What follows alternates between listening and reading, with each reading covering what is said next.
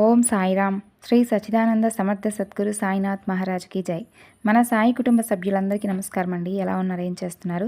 మీ అందరూ కూడా సంతోషంగా, క్షేమంగా, ఆరోగ్యంగా ఉండాలని, సాయినాథుని యొక్క ఆశీస్సులు మనపై ఎప్పుడూ ఉండాలని మనస్ఫూర్తిగా ఆ సాయిని వేడుకుంటూ ఈరోజు వీడియోను మొదలు పెడుతున్నాను. ఇక ఈరోజు వీడియోలో బాబాగారి సందేశం ఏమిటి అంటే, తీపిని సిద్ధం చేసుకో, శుభవార్తతో నీ ముందుకు రాబోతున్నాను. రేపు తప్పకుండా నువ్వు పోగొట్టుకున్నది వెతుక్కుంటూ వచ్చి మరీ నిన్ను చేరుకోబోతుంది.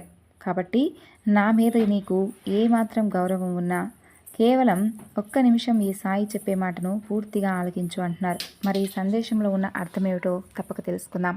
అంతకన్నా ముందు మన ఛానల్ని ఎవరైనా కొత్తగా ఫాలో అవుతున్నట్లయితే ఛానల్ను సబ్స్క్రైబ్ చేసుకొని, వీడియో కనుక నచ్చినట్లయితే లైక్ చేసి సపోర్ట్ చేయండి ఫ్రెండ్స్. ఇక బాబాగారి సందేశం గురించి తెలుసుకుందాం. మిఠాయిని సిద్ధం చేసుకో, ఒక మంచి శుభవార్తతో ఈ సాయి నీ ముందుకు రాబోతున్నాడు. రేపు నీవు పోగొట్టుకున్నది వెతుక్కుంటూ వచ్చి మరి నేను చేరుకోబోతుంది. మరి ఈ సాయి మాటను వినేందుకు నువ్వు సిద్ధంగా ఉన్నావనుకుంటున్నాను. బాబా, నేను కోల్పోయినదేమిటో నీకు తెలుసు. నేను దేని గురించి బాధపడుతున్నానో కూడా నీకు తెలుసు. అలాగే దానికోసం నేను ప్రతిరోజు కూడా నీ ముందు చేతులు చాచి మరీ ప్రార్థిస్తూ ఎలా కన్నీటి పర్యంతం అవుతున్నానో ఇవన్నీ కూడా నీకు తెలుసు. అయినప్పటికీ బాబా, ప్రతిరోజు కూడా నేను నిన్ను ఎంతగా వేడుకుంటున్నానో, నేను నా కుటుంబం ఎంత బాధపడుతున్నామో నువ్వు అన్నీ చూస్తూ ఉన్నా కూడా ఎందుకు బాబా ఇలా ప్రతిరోజు కూడా నేను ఏడుస్తూ ఉన్నా నువ్వు పట్టించుకోవడం లేదు? అలాగే నా కుటుంబంలో ఏర్పడినటువంటి కొన్ని కలహాల వలన నేను ఎంత బాధపడుతున్నానో, నా కుటుంబం పరిస్థితి ఎలా ఉందో కూడా చూస్తూ నువ్వు ఎలాంటి సమాధానం లేకుండా ఇలా మౌనంగా ఉండడంలో ఏమిటి బాబా ఆంతర్యం? ప్రతిరోజు ఇలా నేను బాధతో సతమతమవుతూ ఉండడం నీకు ఇష్టమా? లేదంటే కాలం పెట్టే ఈ పరీక్షల్లో ప్రతిరోజు నువ్వు కుమిలిపోతూ ఉండడం, అలాగే నువ్వు బాధపడుతూ ఉండడం నేను చూస్తూ ఉన్నప్పటికీ కూడా ఏమీ చేయడం లేదు అని మౌనంతో నీ సమాధానం ఇస్తున్నావా? నీవు మనస్ఫూర్తిగా నమ్మినటువంటి నీ సాయి రేపు నీకు ఒక విషయంపై నీకు సృష్టం వచ్చేలా చేయాలని అనుకుంటున్నాడు. నాకు పేద, ధనిక, అలాగే ఏ వర్ణం వారు కూడా నాకు ఎలాంటి తేడా లేదు. పేదవారైతే ఉన్నతంగా ఎదగడానికి దారి చూపిస్తాను, ధనికులనైతే లేని వారిని ఆదుకోమని చెబుతాను. మంచివారు, చెడ్డవారు అన్న భేదం కూడా చూపించను. ఎందుకంటే నేను తల్లిదండ్రుల స్థానంలో ఉంటూ మంచి పనులు చేసేవారిని ప్రోత్సహించడం, చెడ్డ పనులు చేసేవారిని దండించైనా సరైనటువంటి దారిలో పెట్టడం చేస్తుంటానే కానీ ఎవరిని కూడా వారి కష్టాలను కానీ లేదంటే వారి సమస్యలను కానీ చూస్తూ చిరునవ్వులు చిందిస్తూ కూర్చోను. నీవు నన్ను అడుగుతున్నావు, నీ మానాన నిన్ను ఎలా వదిలేస్తాను? నీ చేతిని పట్టుకున్నటువంటి నీ సాయి మధ్యలోనే నీ చేతిని విడిచిపెడతాడని ఎలా అనుమానపడుతున్నావు? మానవుడైనా పశుపక్షాదులైనా అన్నీ కూడా నా బిడ్డలే. వారి వారి పాపపుణ్య కర్మలను బట్టి వారు జన్మిస్తూ ఉంటారు. వారి కర్మలను బట్టే వారి జీవితం ఉంటుందని ఎన్నోసార్లు చెప్పాను. ఎలా అంటే వారి ముందు జన్మలో వారు ఎటువంటి చర్యలతో ఎదుటివారిని సంతోషపరిచారో లేదంటే ఎదుటివారిని బాధ పెట్టారో దానిని బట్టి ఈ జన్మలో ఫలితం ఉంటుంది.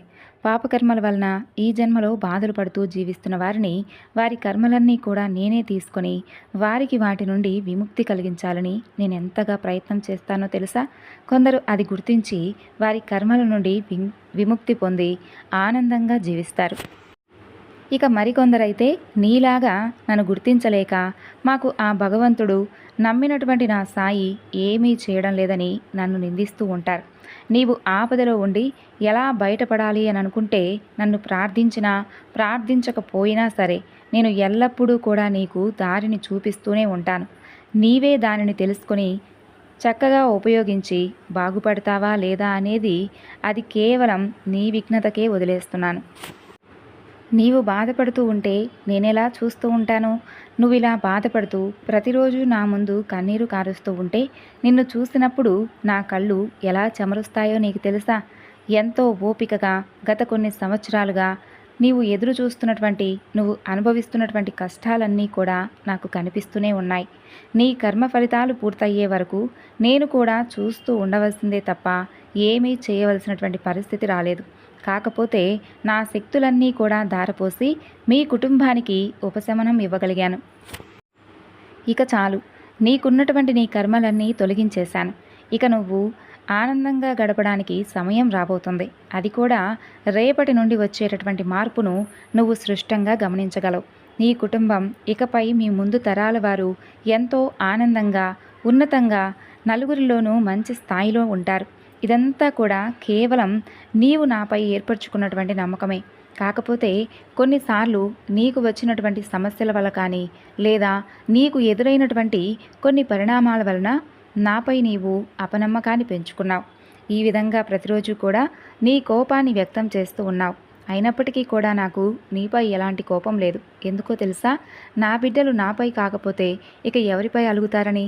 లేదంటే నన్ను అంతగా నువ్వు దూషిస్తూ ఉన్నావంటే, అపనమ్మకాన్ని ఏర్పరచుకునేటటువంటి పరిస్థితి నీకు ఎదురైంది అంటే అది కేవలం నీకు నాపై ఏర్పడినటువంటి కోపమే.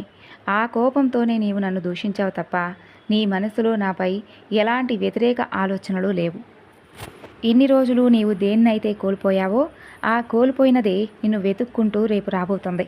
నీలాంటి ఓర్పు కలిగిన వారు, అన్నింటిలోనూ ధైర్యంగా ఉండేవారు ఇలా ప్రతినిత్యం బాధపడడం మంచిది కాదు.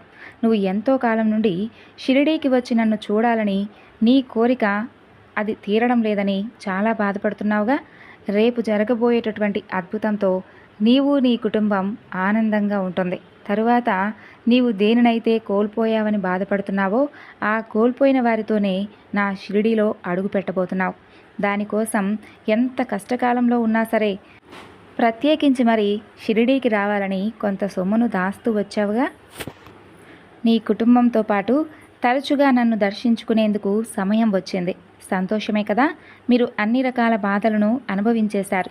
దానికి రెట్టింపైనటువంటి ఆనందాన్ని కూడా అనుభవించాలి. ఇది నా తల్లికి నేను ఇస్తున్నటువంటి బహుమతి. మరి నీ సాయి ఇంత మంచి శుభవార్త తెలియజేసినప్పుడు కూడా ఇంకా అలా మౌనంగా దుఃఖిస్తూ ఉంటున్నావా? ఇక లేచి మిఠాయిని సిద్ధంగా ఉంచు. త్వరలోనే నా షిరిడీలో అడుగు పెట్టబోతున్నటువంటి నీకు ఘనమైనటువంటి స్వాగతం లభించబోతోంది. రేపు నీవు ఆనందంగా నీ మనసులో ఉన్నటువంటి బాధనంతా కూడా తొలగించుకొని నీ కుటుంబంతో ఆనందంగా గడపబోతున్నావు. ఇప్పటి నుండైనా సరే నీ భారాన్ని దించేసుకో. నేను నీ దగ్గరే ఉన్నాను అని ప్రతినిత్యం నమ్ముతూ ఉండు. నీ దగ్గరే కాదు, నీతోనే, నీలోనే ఉన్నాను అని పరిపూర్ణంగా నమ్ము. నీకు దుఃఖం ఎదురైనప్పుడు నన్ను దూషించడం, సంతోషం వాటిల్లినప్పుడు నన్ను పొగడడం ఇలాంటివి అస్సలే వద్దు. నాకు పొగడతలకో లేదంటే ఇక వేటి కోసమైనా సరే నేను ఎక్కువగా ఆలోచించేవాణ్ణి కాదు, అంతకంటే ఆశపడేవాణ్ణి కాదు. నాకు కేవలం స్వచ్ఛమైనటువంటి నమ్మకం, ప్రేమ ఉంటే చాలు. వారి దగ్గర అలా వాలిపోతాను. నీకు కలుగుతున్నటువంటి దుఃఖాన్ని బలవంతంగా అస్సలు నిలిపివేయవద్దు. ఏదైనా సరే నీ మనసులో పట్టరానంత దుఃఖం ఉంటే అది కేవలం ఈరోజే తొలగించేసుకో. ఎందుకంటే రేపటి నుండి నీవు ఆనందంగా ఉండబోతున్నావు. ఈరోజే నీకున్నటువంటి బాధలన్నీ కూడా ఈ సాయితో మరొక్కసారి చెప్పుకో. నీకు దుఃఖం వస్తే అణిచిపెట్టుకోనవసరం లేదు, దుఃఖించు. మనసంతా కూడా ఖాళీ అయిపోయే వరకు దుఃఖించు. ఆ దుఃఖంతోనే నీ బాధలన్నీ ఈ రోజుతో వెళ్ళిపోబోతున్నాయి. ఎన్ని రోజుల నుండి నీవు అవస్థలు పడుతూ వచ్చావో నేను చూశాను. ఎంతో అత్యవసరమైతే కానీ నువ్వు దుఃఖించవు. చీటికి మాటికి అలా కన్నీళ్లు పెట్టుకోవు. నువ్వు భరించలేనటువంటి బాధను నీలో నింపుకున్నావు కాబట్టే నేను నీకు ఈ మంచి సలహా ఇస్తున్నాను. నీలో ఉన్నటువంటి దుఃఖం అంతా కూడా ఈ రోజుతో విడిచిపెట్టు. మనస్థిరా దుఃఖించు. ఎందుకంటే నీలో ఉన్నటువంటి దుఃఖం వెళ్ళిపోతే నీకు ఇక నుండి మంచి ఆలోచనలు వస్తాయి. నీ బాధ కూడా చాలా వరకు తగ్గిపోతుంది. మనస్ఫూర్తిగా నా పూజా మందిరంలో కూర్చొని నా ఎదుట ఈ రోజుతో నీకున్నటువంటి కర్మలన్నీ తొలగిపోయాయని, నీ మనసు నిండా ఉన్నటువంటి దుఃఖాన్ని నా ముందు వ్యక్తపరుస్తూ దుఃఖించు. రేపటి నుండి నీ ముఖంపై చిరునవ్వు తప్ప దుఃఖం అనేటటువంటి మాట అస్సలు ఉండదు. ఒక్కటి మాత్రం సదా గుర్తుంచుకో, నీ పక్కన ఈ సాయి ఎప్పుడూ తోడుగా ఉంటాడని మాత్రం గుర్తుపెట్టుకో. నేను ఎల్లప్పుడూ కూడా నిన్ను, నీ కుటుంబాన్ని కాపాడుతూ ఉంటాను అనేది మాత్రం సత్యం.